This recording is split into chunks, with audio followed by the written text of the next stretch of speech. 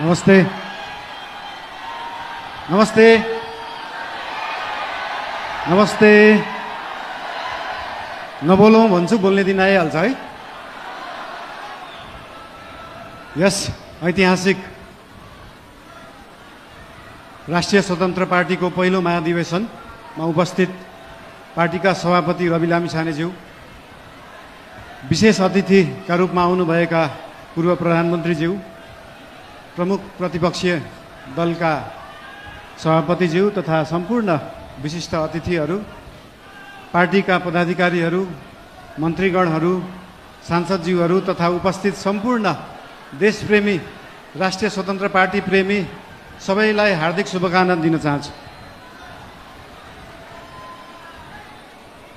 कुरा कताबाट सुरु गरौँ त? आज खासमा चाहिँ यो महाधिवेशन भनेको पार्टीको विषयमा बोल्ने, पार्टीलाई कसरी सुदृढ बनाउने, पार्टीलाई कसरी बलियो बनाउने, हाम्रो पार्टी जुन एउटा सानो महत्त्वाकांक्षा, सानो इच्छा, सानो देश बनाउने हुटुटीले सुरु भएको पार्टी आज महाधिवेशनको पहिलो दिनसम्म आउँदै गर्दाखेरि यो पार्टी, यो आन्दोलनको रूपमा भएको पार्टी, भावनाको रूपमा भएको पार्टीलाई संस्थागत गर्ने, स्थापित गर्ने दिनमा आउँदाखेरि हामीले धेरै जसो पार्टीलाई कसरी एक ठाउँमा ल्याउने भन्ने नै कुरा गर्नुपर्छ।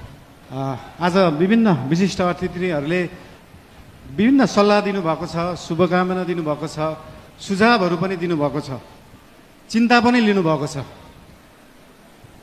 सरकार भनेको त गाडी जस्तो हो, गाडीमा एक्सिलेटर मात्र होइन, ब्रेक हुन्छ, ब्रेक पनि लाउनुपर्छ भनेर चिन्ता पनि मान्नुभएको छ। त्यस्तो चिन्ता चाहिँ लोकल रोडहरूमा हिँड्दाखेरि गाडी सिधा गइराख्दाखेरि कहिले लेफ्टबाट गाडी आउँछ, कहिले राइटबाट मान्छेहरू आउँछ, तर हाम्रो गाडी लोकल रोडमा हिँडेको गाडी होइन, हाम्रो एक्सप्रेस वेमा हिँडेको गाडी हो। गन्तव्यमा पुगेपछि मात्रै ब्रेक लाग्छ, गन्तव्यमा पुग्नुभन्दा अगाडि ब्रेक लाउन जरुरी हुँदैन।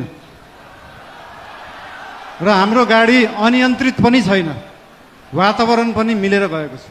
त्यही भएर हाम्रो पार्टीप्रति, हाम्रो सरकारप्रति जुन चिन्ता लिनुभएको छ त्यसको लागि धेरै धेरै धन्यवाद पनि दिन चाहन्छु। चिन्ता लिनु राम्रो कुरा हो। जनता र जनताको भोट भनेको हावा जस्तो हुन्छ, कहिले हावा यताबाट चल्छ, कहिले उताबाट चल्छ भनेर चिन्ता लिनुभएको छ। हामीले कुनै हावा चलाएका छैनौँ, हामीले बाढी ल्याएर खोला फर्काएको र खोला एकचोटि सिधा बाटो, आफ्नो सही बाटोमा फर्किएपछि निरन्तर त्यही बाटो बगिरहन्छ। यो हावा जस्तो कहिले लेफ्ट राइट, उत्तर दक्षिण, पूर्व पश्चिम बग्दैन। त्यही भएर चिन्ता लिनुहुनेहरूलाई धेरै धेरै धन्यवाद दिन चाहन्छु। यस्तै चिन्ता हामीलाई दिइराख्नु होला, हामीलाई मार्गदर्शन दिइराख्नु होला। मेरो एकजना अनन्य मित्र, उहाँ अहिले हुनुहुन्न, उहाँले सधैँ भन्नुहुन्थ्यो मलाई, मैले म्युजिक गर्दाखेरि, बालिन स्पटलाइटमा आउन सहज हुन्छ तर त्यो स्पटलाइटलाई मेन्टेन गर्न गाह्रो हुन्छ सधैँ। त्यस्तै चिन्ता आज यहाँ हाम्रा आदरणीय नेतागणले पनि लिनुभएको छ। त्यो स्पटलाइटमा राष्ट्रिय स्वतन्त्र पार्टी आएको छ, दुई तिहाई आएको छ, यो मेन्टेन गर्न गाह्रो हुन्छ। तर यहाँहरू सबैलाई म के भन्न चाहन्छु भने हामीले स्पटलाइटमा हामीले ल्याएको होइन, जनतालाई ल्याएको हो। र जनता सधैँ स्पटलाइटमा थियो, स्पटलाइटमा छ, स्पटलाइटमै रहन्छ। हामीले दिएको प्रकाश नेतालाई दिएको प्रकाश होइन। हाम्रो सूर्य नेताप्रति मात्रै चम्किँदैन, हाम्रो सूर्यले जनतालाई प्रकाशित गर्छ। त्यही भएर यो जनता सधैँ अगाडि नै रहन्छ। र आज पार्टीप्रति आज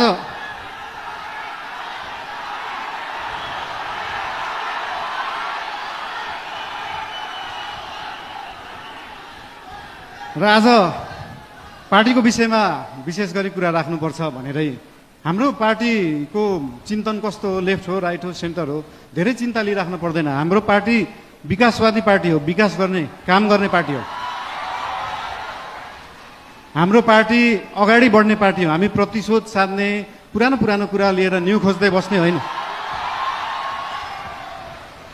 न्यू खोज्नु परे, अगाडि बढ्दै गर्दा न्यू खोजिन्छ। कस्तो केसमा मात्रै भन्दाखेरि विगतका दिनहरूमा कुनै फटाइ भएका छन्, सरकारी सम्पत्तिको दोहन भएको छ, सरकारी रकमको दोहन भएको छ भने त्यहाँनिर न्यू खोज्न जरुरी हुन्छ। त्यहाँ न्यू खोज्छौँ हामी। र त्यो न्यू खोज्दै गर्दाखेरि अख्तियारलाई 5 घण्टा सोधपुछ गर्नुपर्छ, सरसल्लाह लिनुपर्छ भने हामी 5 घण्टा मात्र होइन 5 वर्ष गर्छ। 5 वर्ष अक्षरलाई राखेर सरसल्लाह गरिन्छ। त्यसमा चिन्ता लिइराख्नु पर्दैन। हामीले नियम कानुन मिच्दैनौँ, नियममा बसेरै काम गर्छौँ, नियमभन्दा बाहिर जाँदैनौँ।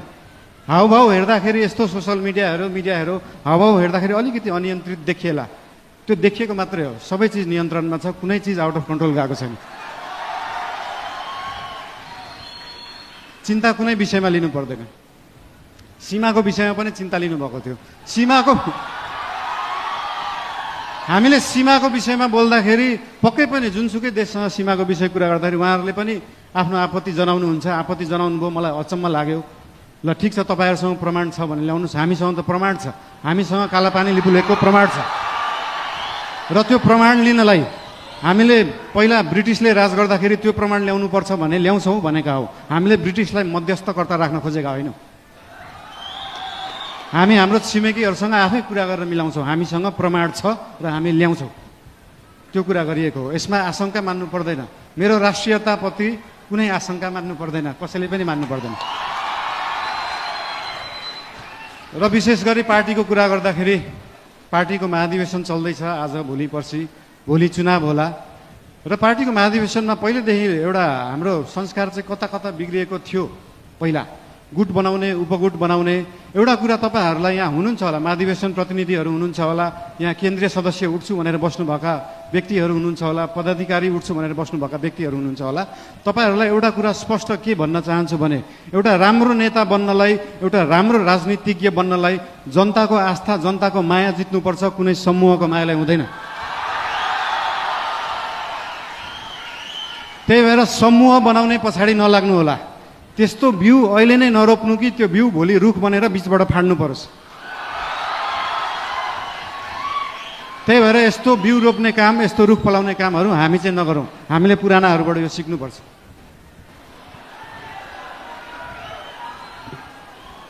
र एउटा कुरा के भन्न चाहन्छु भने हामी नयाँ पार्टी हो, नयाँ सोचले गर्दा हामीले हरेक चुनावमा गएर एउटै एजेन्डा बोकेर जाने, सुशासन ल्याउँछु भनेको छ, सुशासनको लागि एजेन्डा बोकेको छ, सुकुम्बासी समस्या हटाउँछु भनेको छ। हामीले यही कार्यकालमा सुकुम्बासी समस्या समाधान गर्छौँ, यही कार्यकालमा सहकारी समस्या समाधान गर्छौँ। अर्को चुनावमा फेरि यही एजेन्डा बोकेर जाँदैनौँ। अर्को चुनावमा नयाँ एजेन्डा बोकेर जाने हो। र भोलि पर्सि हुने चुनाव भयो अथवा केही भयो, चुनावमा कसैलाई सिसिएम बन्न मन लाग्छ, कसैलाई पदाधिकारी बन्नु भयो, ठिकै छ। बन्नु भएन भने पनि चिन्ता किन लिनु पर्दैन भन्दाखेरि हाम्रो गठबन्धनको सरकार होइन, हाम्रो एकल पार्टी सरकार हो। र एकल पार्टीको सरकार हुँदा के बुझ्नुपर्छ भन्दा हरेक मन्त्री प्रधानमन्त्री हो, हरेक सांसद प्रधानमन्त्री हो, हरेक पदाधिकारी प्रधानमन्त्री हो, हरेक सिसिएम प्रधानमन्त्री हो, हरेक कार्यकर्ता प्रधानमन्त्री हो, हरेक आस्था राख्ने मान्छे प्रधानमन्त्री हो। भोलि तपाईँले सिसिएम जित्नु भएन, म सिसिएम भएको भए यो गर्थेँ भन्ने छ भने आउनुहोस्, भन्नुहोस्, पार्टीलाई भन्नुहोस्। भोलि तपाईँ सांसद हुन सक्नु भएको छैन, म सांसद भएको भए यो काम गर्थेँ भनेर लिएर आउनुहोस्। तपाईँलाई जे गर्न मन लाग्छ यो पार्टीले गर्छ, यो सरकारले गर्छ। र हाम्रो पार्टीका पदाधिकारीहरूलाई, सरकार र पदाधिकारीहरू, सिसिएमहरू विभिन्न जिल्लाबाट आउनु भएको छ, उहाँहरूसँग कनेक्ट भएर उहाँहरू र सरकार एउटै हो भन्ने उहाँहरूलाई चाहिँ अनुभूति गराउन अझै पनि उहाँहरूलाई अनुरोध गर्न चाहन्छु। अझै बोलौँ, के गरौँ? ठिकै छ, अब नबोलौँ भन्दा बोल्ने दिन आइहाल्छ भने जस्तै।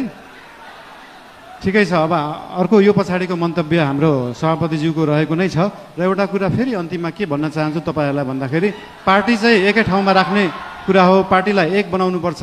आज भोलि पर्सि चाहिँ हामी पार्टीको बारेमा सोचौँ र त्यो पछाडि 5 वर्ष देशको बारेमा सोचौँ। धेरै धेरै धन्यवाद।